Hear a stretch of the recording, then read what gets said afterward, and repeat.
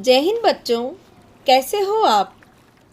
आज हम कक्षा 7 का पाठ 3 हिमालय की बेटियां पढ़ेंगे, जिसके लेखक हैं नागार्जुन।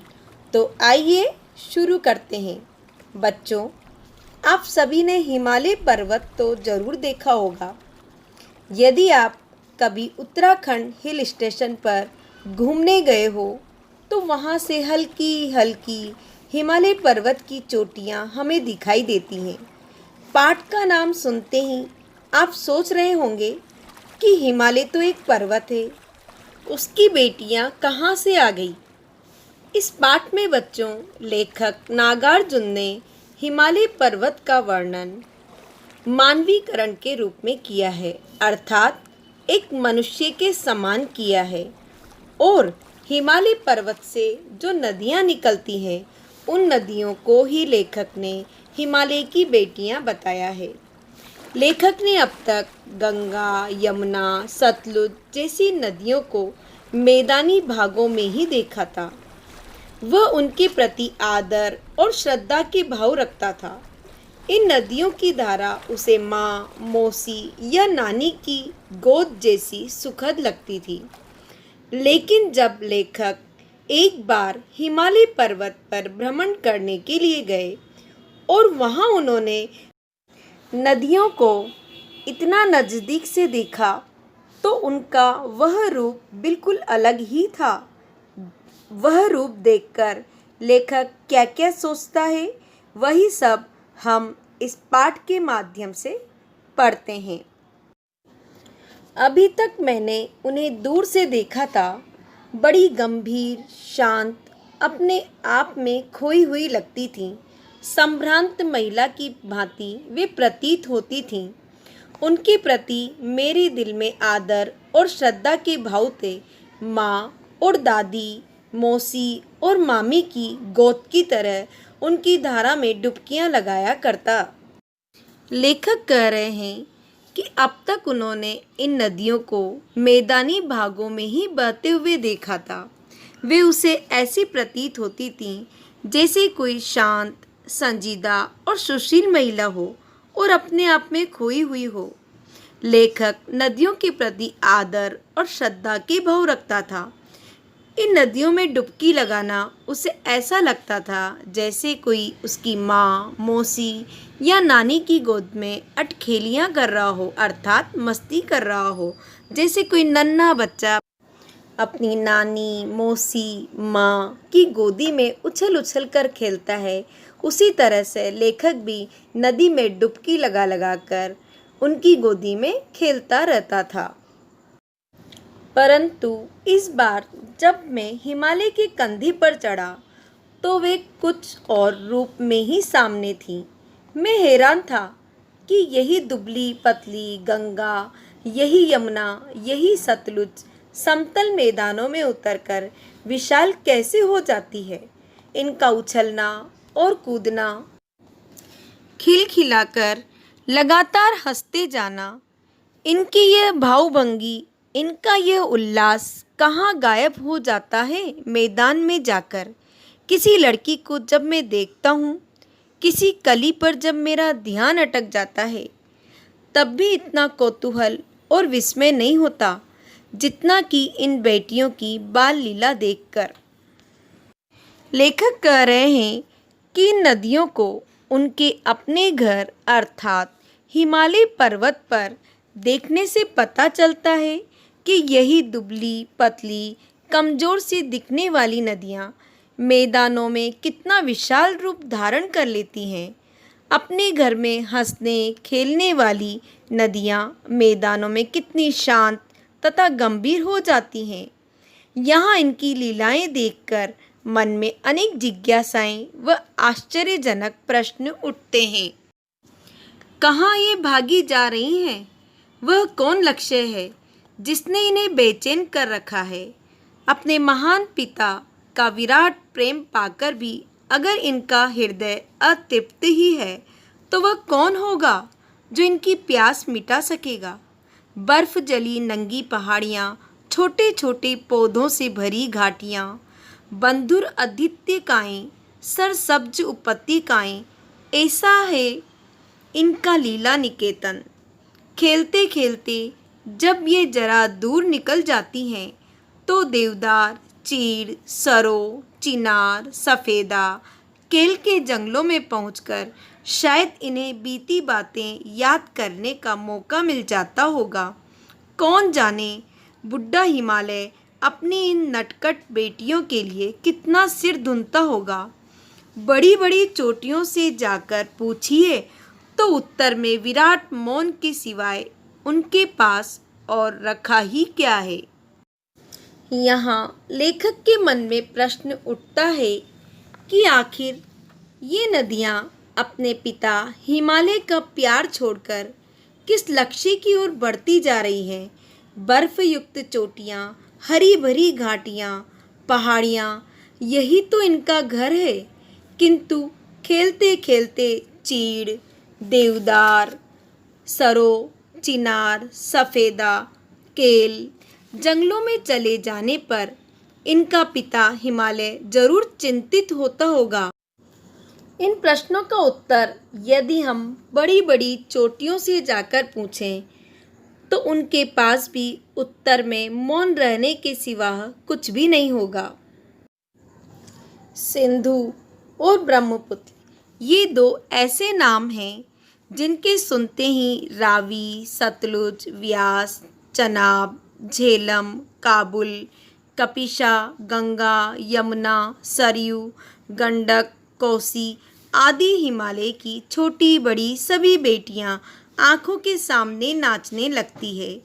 वास्तव में सिंधु और ब्रह्मपुत्र स्वयं कुछ नहीं है।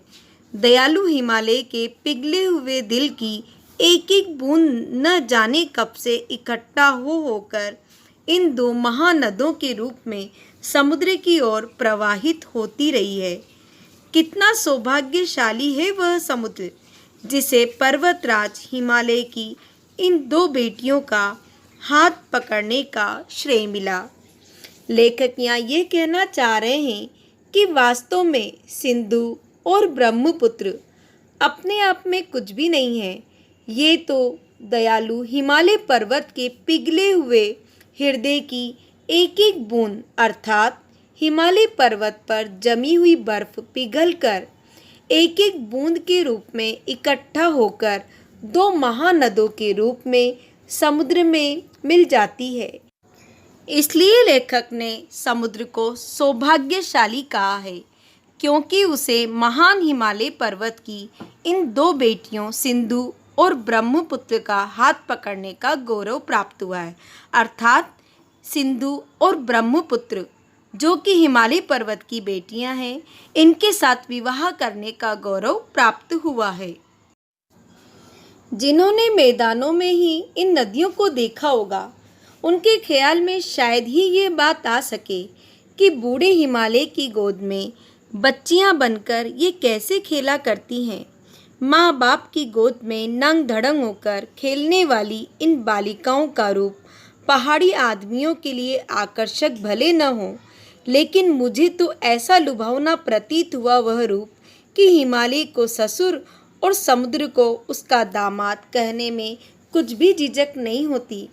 लेखक ये समझाना चाह रहे हैं कि जिन्होंने इन नदियों को सिर्फ मैदानों में ही बहते देखा होगा, उनके मन में शायद ही कोई ऐसी बात आए कि बूढ़े हिमालय पर्वत की गोद में जो नदियाँ उसकी पुत्रियाँ बनकर नंग धड़ंग होकर बाल क्रीड़ाएँ करती हैं, अटखेलियाँ करती हैं, वही नदियाँ समतल मैदानों में जाकर कितनी शांत, सुशील और सभ्य हो जाती हैं। इनका ये बाल रूप पहाड़ी इलाकों में रहने वाले निवासियों के लिए भले ही आकर्षक न हो, परंतु लेखक को नदियों का यह बाल रूप बड़ा ही मनोहर लगता है। तभी तो वह हिमालय और समुद्र में ससुर दामाद का रिश्ता जोड़ता है, क्योंकि इस पाठ में लेखक ने हिमालय पर्वत, समुद्र आदि प्रकृति के चिन्हों का मानवीयकरण किया है। इसलिए हिमालय पर्वत की दो बेटियां सिंधु और ब्रह्मपुत्र जो समुद्र में जाकर मिल जाती हैं, इसका मतलब है कि समुद्र ने हिमालय की इन दोनों बेटियों से विवाह कर लिया है। हिमालय पर्वत उन बेटियों का पिता होने की वजह से वह समुद्र का ससुर यानी फादर इन लॉ हुआ और समुद्र उसका दामाद यानी सन इन लॉ हुआ। कालिदास के विरही यक्ष ने अपने मेघदूत से कहा था, वेत्रवती नदी को प्रेम का प्रतिदान देते जाना, तुम्हारी वह प्रेयसी तुम्हें पाकर अवश्य ही प्रसन्न होगी। यह बात इन चंचल नदियों को देखकर मुझे अचानक याद आ गई और सोचा कि शायद उस महाकवि को भी नदियों का सचेतन रूपक पसंद था। दरअसल जो भी कोई नदियों को पहाड़ी घाटियों और समतल आंगनों के मैदानों में जुदा जुदा शक्लों में देखेगा, वह इसी नतीजे पर पहुँचेगा। यहाँ लेखक दूसरे लेखकों का नदियों से संबंध बताते हुए कहते हैं कि कवि कालिदास ने अपने मेघदूत काव्य में यक्ष और यक्षिणी के विरह की कहानी का वर्णन किया है। इस कहानी में यक्ष अपनी यक्षिणी के लिए बादल के द्वारा अपना संदेशा उस तक भेजता है और उससे कहता है कि जब तुम मेरा संदेशा लेकर जाओगे तो रास्ते में बेतवा नदी आएगी, तुम उसे अपना प्रेम का प्रतिदान देते हुए जाना। प्रेम का प्रतिदान यानी अपना जल उस नदी पर बरसा देना, जिससे उसे अर्थात बेतवा नदी जो कि तुम्हारी प्रेमिका है, तुम्हारे प्रेम का प्रतिदान उसे मिल जाए, जिसे पाकर वह प्रसन्न हो जाएगी। लेखक ने इन चंचल नदियों को देखकर सोचा कि शायद कवि कालिदास को भी नदियों का मानवीयकरण रूप ही पसंद था, क्योंकि जो व्यक्ति नदियों को पहाड़ी घाटियों और समतल मैदानों में बहते हुए देखकर उन्हें अलग अलग रूपों में देखेगा, वही ऐसा निर्णय ले सकता है।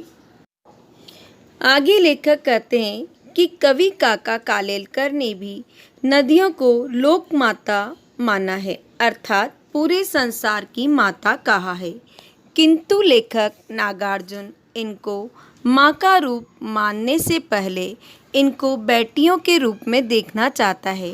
फिर इन्हें वह प्रेयसी की भावना से देखता है। वह उन्हें ममता के एक और धागे अर्थात बहन के रूप में भी देखता है। बहुत से कवियों ने नदियों को बहन भी माना है। लेखक बताते हैं कि एक बार जब उसकी तबीयत ठीक नहीं थी तो वह सतलुज नदी के किनारे अपने पैर नदी के शीतल जल में डालकर बैठ जाता है। थोड़ी ही देर में उस जल से लेखक अपने आप को तरोताज़ा सा महसूस करने लगता है। उसका तन और मन प्रसन्न हो जाता है और वह सतलुज नदी से बहन का संबंध जोड़कर उसके और हिमालय पर्वत की प्रशंसा में गीत गुनगुनाने लगता है। जय हो सतलज बहन तुम्हारी, लीला अचरज बहन तुम्हारी, हुआ मुदित मन हटा खुमारी, जाऊं मैं तुम पर बलिहारी। तुम बेटी यह बाप हिमालय, चिंतित पर चुपचाप हिमालय, प्रकृति नटी के चित्रित पट पर, अनुपम अद्भुत छाप हिमालय, जय हो सतलज बहन तुम्हारी। तो बच्चों, जिस तरह लेखक ने नदियों को माता के अलावा और भी सुंदर सुंदर रिश्ते में बांधकर अपना बना लिया है, इसी तरह से ईश्वर ने हमें प्रकृति के चिन्ह बादल, पेड़, जंगल, पर्वत आदि वरदान के रूप में दिए हैं। यदि हम इन्हें अपना बना लें तो हमारा जीवन और भी सुंदर हो जाएगा, क्योंकि हमारे जीवन में रंग भरने का काम प्रकृति के ये चिन्ह ही करते हैं। और वैसे भी नदियाँ हमारे लिए बहुत ही आवश्यक है। इनके बिना हम जीवन की कल्पना भी नहीं कर सकते। तो बच्चों, आपको ये पाठ समझ में आ गया होगा। आप इसे ध्यान से सुनिए और समझिए। Thank you children.